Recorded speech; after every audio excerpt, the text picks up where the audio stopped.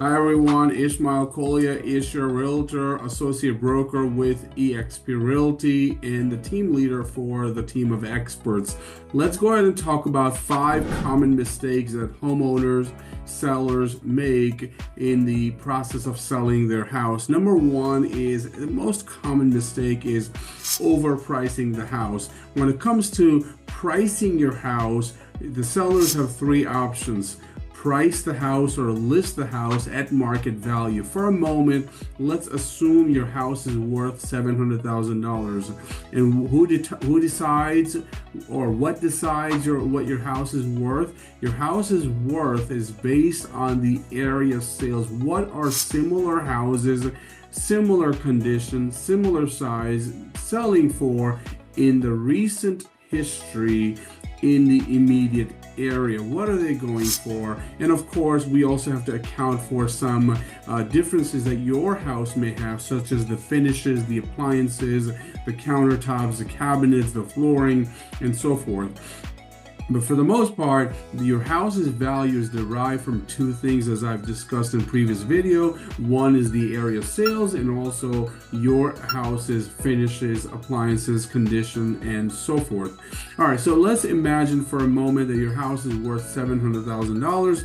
Now, let's talk about how do we price this $700,000 house in the market? How much do we put it for sale in the market? You as a seller have 3 options. We can put it for, a lot of sellers go with this option. Let's put it for $730, and we can always come down later through negotiations. That's option number one, and that's the most common option or route that sellers take. Second option is, if my house is worth $700,000, let's put it in the market for $700,000. Let's cut the chase. Let's stop the games. Let's put it in the market for what it's worth. The third option is, let's put it for a little bit less than what it's worth. If it's worth $700,000, let's put it for $675. That, my friends, is the best option. When you put it for low, you're going to sell it for more, and you're going to sell it fast. You're creating a bidding war. You're creating a frenzy, a feeding frenzy. You're going to have a lot of buyers come to see your house, and when they see your house, they're going to realize that this is actually worth more than $675. They're going to realize it's worth more than what you've actually put it in the market for, and then they're going to send you a higher offer. I'm sure you've been to open houses where there was a long line of people there to see the house. That is a function of price. When you price the house for less than what it's actually worth, you're going to have more buyers come to see the house. You're going to get more offers. There are going to be more attractive offers, higher offers, and you're going to have bidding wars when you do that. All right. So number one mistake sellers make is they overprice the house. You don't want to do that. When you do that, what's going to happen is you're going to constantly chase the market. You put your $700,000 house in the market for $750. Nobody's coming to see the house. Nobody's coming to see the house. Time is going by. Then you're going to have to drop the price. You're going to drop it to $730, $720. Each time you're dropping the price, each time 2-3 weeks are passing by, again, now people are starting to trickle in to see the house.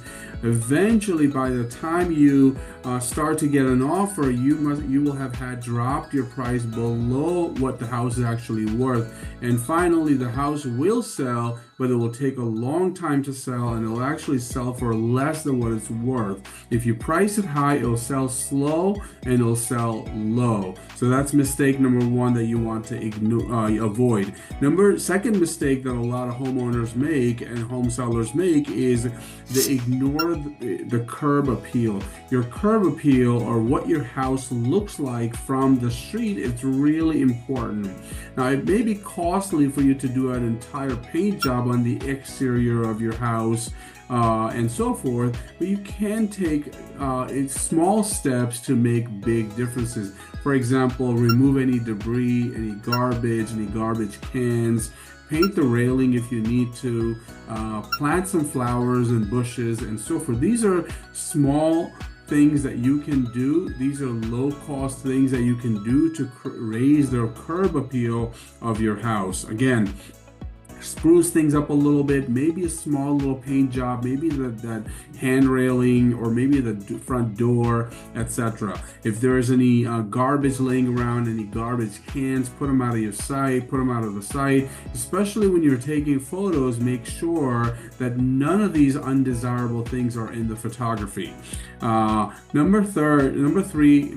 Third mistake that sellers make when it comes to selling their house is they don't stage the house. If the house is lived in, spruce things up around the house, declutter, right? You've got old magazines or newspapers laying around, any empty cereal boxes, any old towels and things like that.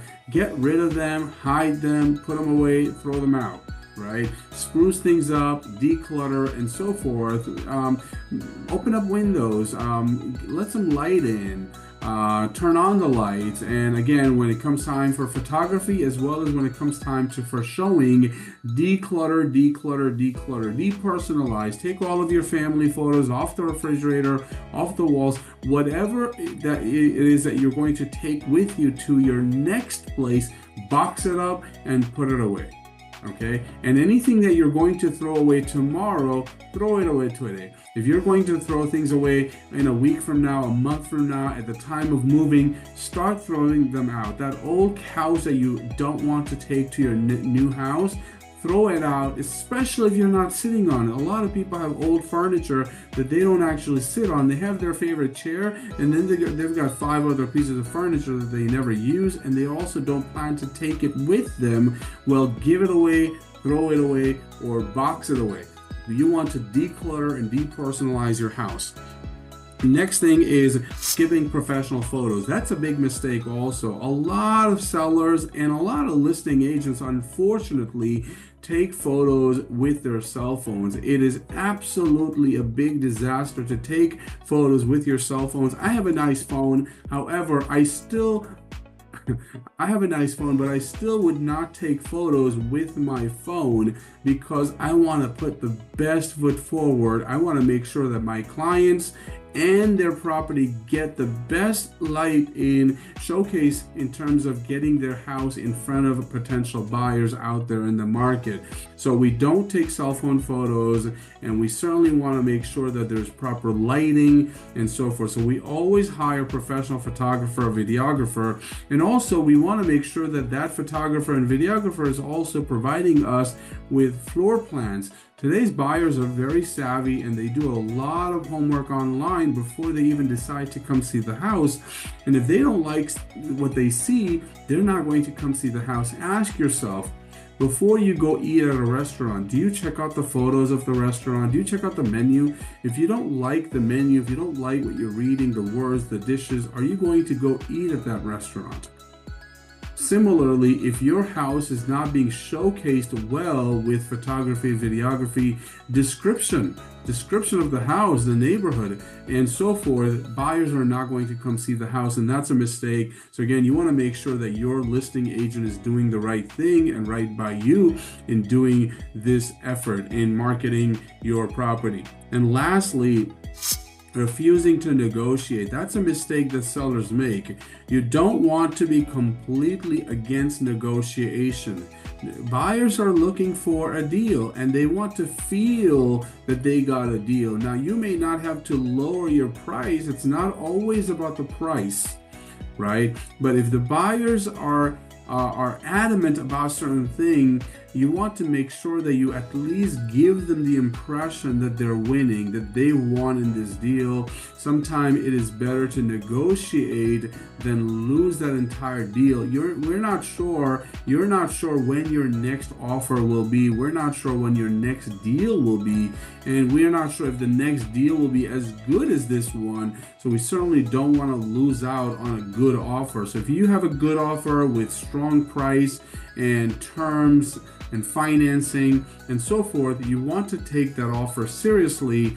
And if negotiation is what is going to get the job done, you certainly want to engage that buyer in negotiations, because again, they are human beings and they want to feel that they won this negotiating battle, right? So we want to give them the impression that they won. However, we certainly don't want to say no to negotiations. All right, so those are 5 common mistakes that home sellers make when it comes to selling their property.